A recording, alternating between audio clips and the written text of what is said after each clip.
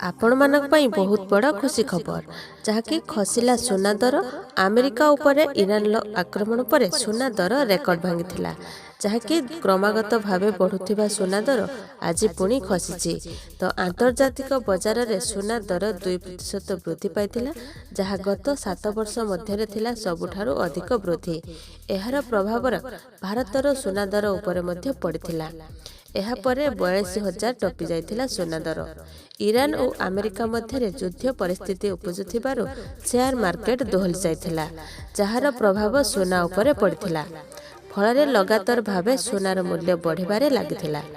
तेबे अमेरिका युद्ध करिबो नाही बोली कहबा परे निवेशक माने पुणी शेयर मार्केट आड़को मुहाइछंती जहा फଳରେ सुना दर आश्चर्यजनक भावे ह्रास पाइछि।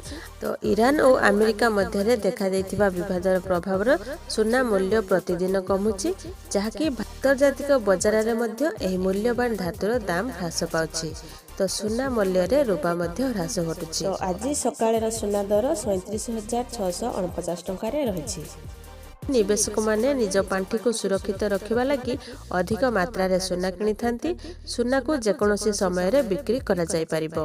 एहा निवेश पई एक सुरक्षित माध्यम मध्य सेति पई सुनार चाहिदा बढ़िबा सह दाम मध्य बढ़ुछि। एमिति प्रतिदिन नुआ नुआ वीडियो देखिया पई वीडियो गोटे लाइक करंतु। आ जदि हम चैनल को सब्सक्राइब करनांती एबे ही सब्सक्राइब करी पाखरे आस्था घंटी चिन्ह को दबाई दियंतु।